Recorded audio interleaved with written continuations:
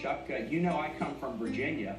I am used only to close races, and I encouraged Secretary Clinton to run in April of 2014, but I told her, look, you're going to be the underdog till they call you the winner. We went into the conventions, and it was essentially tied. We did come out of the Philadelphia conventions with a good lead, but it settled back down, and it's close. And we think it's going to be close, and we just have to make our case every day about the basic pillars of the campaign: an economy that works for all, being safe through stronger alliances, and building a community of respect rather than disrespect. Well, clearly one of the problems, though, that you guys have is you're struggling to rebuild the Obama coalition, particularly voters under 35. I want you to take a listen to some voters we talked to yesterday who are Bernie Sanders supporters who are struggling to support Hillary Clinton. Here it is. I think it's a lack of trust. I mean, she, from releasing transcripts with big speeches on Wall Street, some of the things that Bernie brought on himself in the debates and other things like that, I think that's what people are still holding on to. That's what I'm still holding on to for a little bit. I think a lot of people who were so supportive of Bernie during the primaries feel offended, feel betrayed, and I think it is going to take a little while to earn that trust back for sure. Her message wasn't really directed towards millennials and those who are in college, and I definitely think Bernie can help her with that. The numbers are clear, Senator Kaine. Voters under 35 are not enthusiastic about her. They're more as interested in Gary Johnson as they are Hillary Clinton. And if you don't have them, you don't carry North Carolina, Florida, Ohio, Virginia. I think you know that. Yeah, we got to win them, Chuck, and let me just lay it on the line. Do you believe in climate science or don't you? Millennials do, Hillary Clinton and I do, Donald Trump doesn't. Do you believe women should be able to make their own health care decisions or don't you? Millennials do, Hillary Clinton and I do, Donald Trump doesn't. Do you believe in immigration reform or don't you? We do, millennials do, Donald Trump doesn't. Do you believe in LGBT equality or don't you? We do, millennials do, Donald Trump doesn't. And finally, do you have a plan to deal with college affordability? We have one. Millennials need one, and Donald Trump with Trump University has ripped off students. So it's on our shoulders to make the case. But on at least 5 litmus test issues, the differences between Hillary Clinton and Donald Trump are vast. But you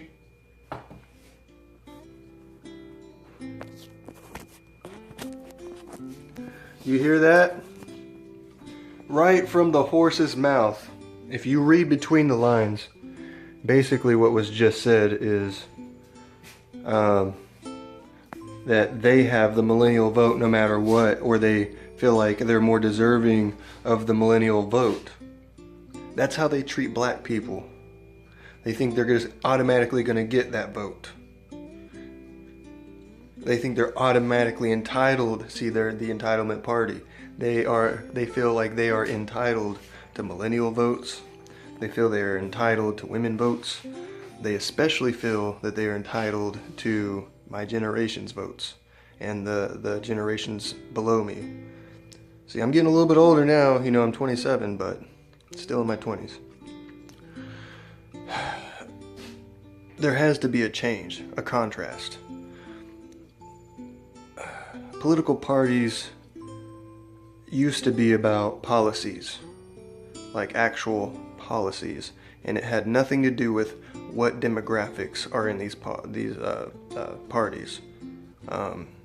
Yes, he did lay out some agendas of leftists. Those are legitimate agendas to the left.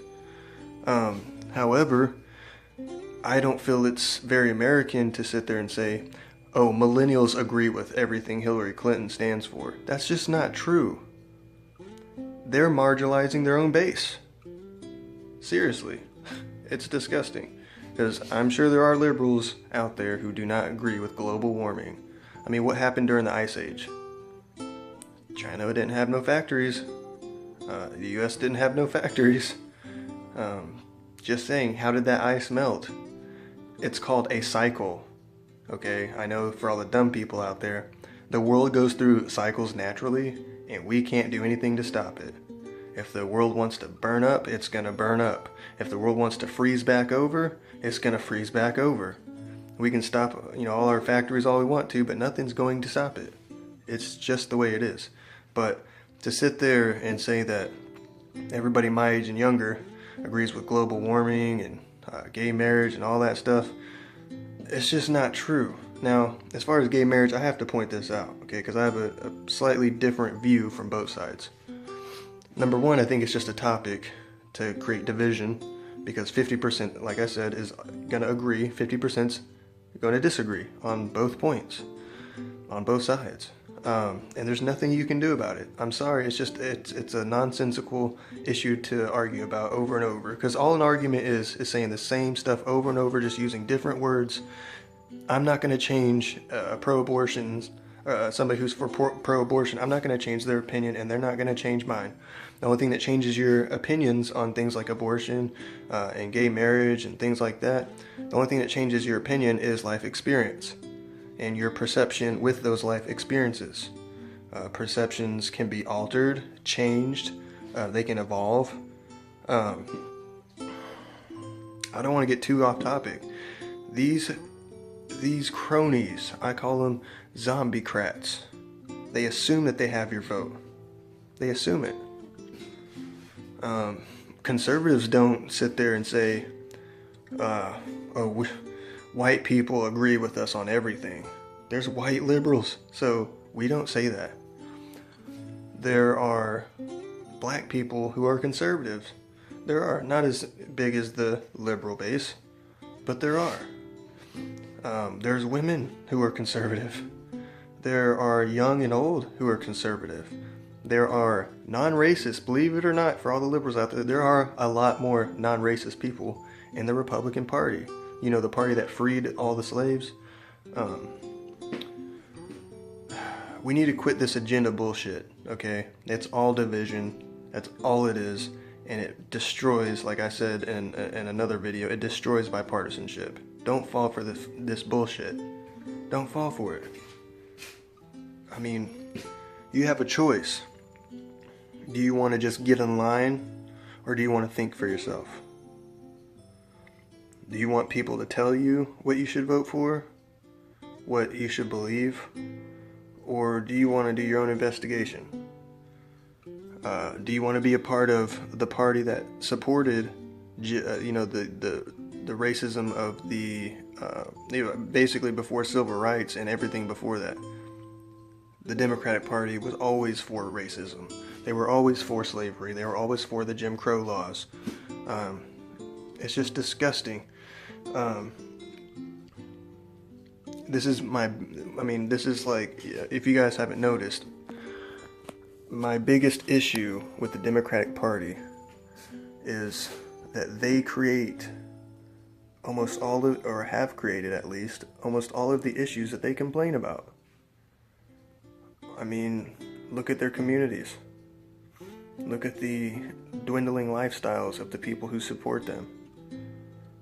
And then they have the audacity to brainwash millennials their entire lives with Al Gore's theory, and the special interest who paid off all these scientists to just agree with them on very little facts. I mean, as far as, okay, with gay marriage and all this other stuff, they are teaching that type of stuff in schools, so they're literally fixing it and rigging future elections. Politics should never be allowed in school, ever. If somebody wants to wear a cross to school, they should be allowed to wear a cross to school. Now, this is where a lot of conservatives disagree with me, but I feel like we shouldn't put Bibles in schools. I mean, I'm a Christian, so I mean, it would be awesome if there was. It would be awesome if there was Bibles in schools, but we know that's going to cause conflict, unfortunately. Now, the Pledge of Allegiance, on the other hand, we should always say one nation under God, because that's how our country was founded, and it should be there, whether you believe in it or not, it should be there as a constant reminder where we came from. And the reason why we went from a racist country to an equal country is because of Christianity. A lot of people don't want to say that, but it's true. If this country didn't have any Christians in it when it was founded, if there wasn't any, Christianity-based ideas in our Constitution, that all men are created equal, where would this country be? I mean, is this modern day society? Is this the thanks that that Jesus gets, his legacy? Is this the thanks that he gets? That people are willing to just sit there and just bash our Pledge of Allegiance. Why? It's counterproductive. But it's just complete bullshit. Tim Kaine's a dumbass. I'm sorry, but he really is. Parts and tidbits of what his point was is that, millennials believe in all this stuff, so yeah, vote for Hillary Clinton. And you know what? Part of that, you can't disagree with part of that. A large portion of my generation certainly believes in that bullshit that they were talking about. A large portion. So, I give them that. But to sit there and just completely, blatantly expect, as if it's your duty as a millennial to vote for them, that's disgusting. That's completely false. You can think for yourself, believe it or not.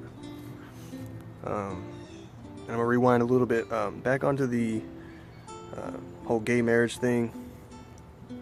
Okay, I believe, and this is my personal belief, I believe a man and a woman should get married. That's just what I believe, okay? Totally probably could have called that was my opinion.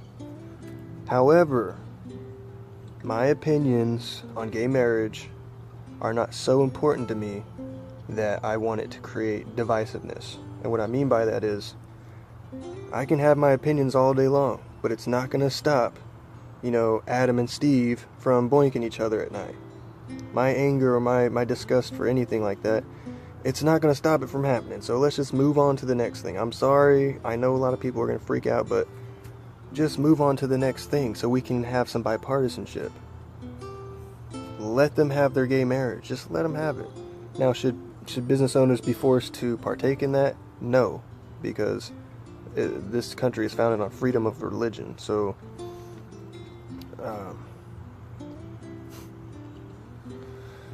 anyways, if I own a cake factory, I'm not gonna bake you a cake for your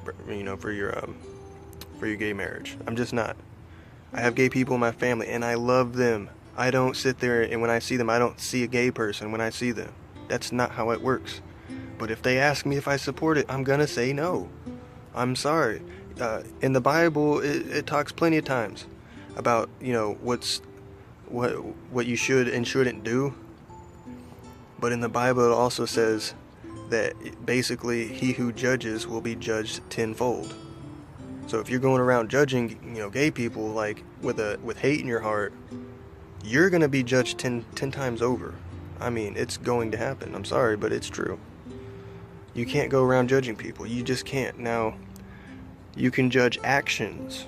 You can judge people's actions. There is a difference between judging somebody and judging their actions. You can say, oh, my friend Susie, wonderful woman, love her to death. She has my back and I have hers. But she has a drinking problem, or she shoots up heroin, or whatever the case may be. You're not bashing her, you're bashing her actions. And a lot of people that live like, in that type of world, alcoholism or drugs, nothing you say is going to stop them from doing it. They have to make the conscious decision to do it. You can't scare them into not doing it. You can't go up there and be like, you're going to hell for destroying your temple, blah, blah, blah. You can't do that. It doesn't work. Radicalism doesn't really work for Muslims. There's just a lot of them because they were literally raised like in a cult-like fashion from birth. So that's the only reason why there's a lot of those. But Christianity, I mean, a lot of us are raised from birth to believe in Christian ideas and all that, but we don't play them out. You can't just say you're a Christian and believe part of it and not the other part. You can say all day long that, gay marriage is against God's wishes, but so is judging other people. It's okay to say it's against God's wishes, but do not bash them as human beings. Don't say, oh my god, fucking faggots and blah blah blah. Don't say that shit. Don't call people faggots. You know, I mean, that's like calling a black person the N-bomb, and you just can't do that. Come on. And I'm one of those people, I'm completely the opposite of political correct, but let's have some common sense on some things. Anyways, this has been a really long video. Hope somebody got some new information here. Share it so people my age can, again, expand their minds. It's disgusting how my generation is so close-minded. And even people in my party, some of this is for you too. Some of y'all are really close-minded. You know, some. I'm not going to pull a Hillary Clinton and say, oh, 50% deplorable. We know that's not true. And just because I disagree with some people in my party doesn't mean that I hate you either, because I don't. I love you 1,000 times more than liberals, trust me. Anyways, like, share, comment, do what you want.